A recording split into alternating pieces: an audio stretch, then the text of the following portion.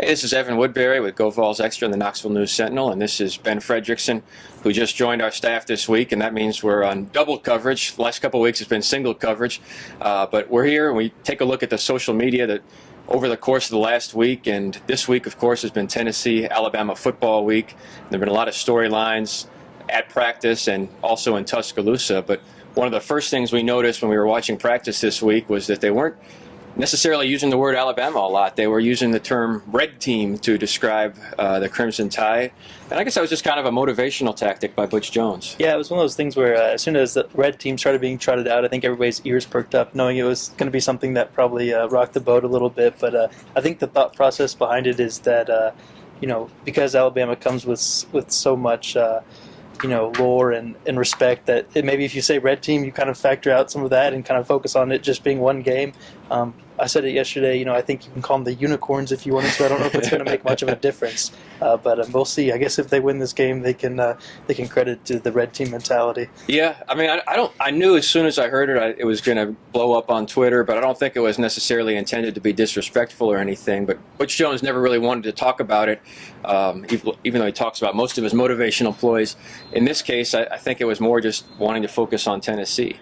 But this leads to something that you talked about a little bit on the radio. You had Gary Danielson on to talk about the Tennessee-Alabama football team and football game, and he had a lot of interesting things to say about that. But I thought the most interesting was something he said about the targeting rule that's new for the NCAA and how it affects the SEC. Yeah, it was that kind of stumbled into a pretty interesting topic there when we were talking to him about Tennessee-Alabama, and he brought it up himself. So it's something that he feels pretty passionately about. His take was that the targeting rule actually is punishing the SEC more than any other conference in the country. And we kind of did some numbers, and some of the numbers came out on the SEC conference call. But there have been 52 targeting penalties so far this year. 14 of them have been in the SEC, and 6 of those have been overturned. So basically, his thought was that because there are so many elite defenders in the conference, that guys who maybe are known for hard hits and for playmaking capability, they're being punished a little bit more. It would be interesting, and we're in the process of maybe getting a chance to break down kind of the targeting penalties by conference, because that would be fun to look at. But certainly an interesting topic that also caused a bit of a stir this week. Yeah, it did, and it was, well, we saw it in the Alabama or the Tennessee-South Carolina game where Pig Howard sustained a hard hit. It didn't look that bad, frankly, but when you looked at it in slow motion, it met the definition of a targeting rule and a targeting foul, and the South Carolina player was ejected. And the targeting foul probably has the most impact on the receivers, and the receivers are really the only injury issue right now for Tennessee. We've got Josh Smith, who is probably questionable. Devin Young came back last week, fielded some punts, fielded some kickoffs. He may see an increased role, but certainly they'd really like to see Josh Smith get back. He kind of was the co-starter with Jason Kroom. On the Alabama side, they lost Vinny Sunseri last week. That puts a little bit of a hole in their secondary, but Alabama being Alabama, it probably won't be that big of a loss. Yeah, it's kind of one guy down, next guy steps in. It happens in kind of an Alabama way that as soon as Sunseri goes out, Clinton Dix is ready to come right back. So, one of those guys goes down. It kind of shows the depth and the strength of their program that, they lose guys at times, but it doesn't seem to cause much of a ripple. So maybe this will be different. I kind of doubt it, though. Yeah, 4-star goes down, they replace him with a 5-star. And Ben, you're going to be covering basketball primarily, especially in a couple of weeks as that gets started. And the big story in basketball this week was about the Miami sanctions coming down and how that affected Missouri's head coach, Frank Haith.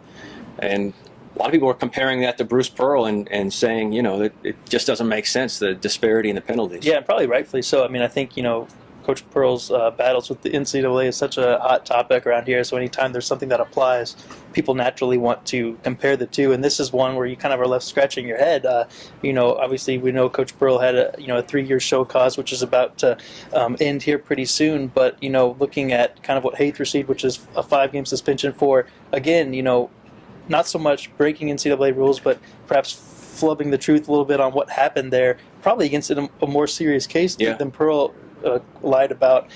So you kind of look at that in 5 games. Haith received a 5-game suspension against basically no one. I think the toughest opponent they will play in that stretch is probably Hawaii. So that's certainly caused a lot of discussion, and people are wondering, is the NCAA kind of losing some of its power? I mean, you look back at the punishment that Pearl had and compare it to what was given to to hate, then you're kind of wondering, are they losing a little bit of their ability to punish guys, or are they aware of so much criticism that they're starting to take it a little bit easier? Yeah, it definitely seems drastically inconsistent, if nothing else. But we are very consistent on with GVX TV, and we have this every week called Double Coverage. We'll be happy to take your questions if you have any throughout the course of the week. Just send them in. I'm on Tennessee Beat on Twitter, and he is Ben_Fred. I'm Evan Woodbery. This has been Frederickson. Thanks for watching.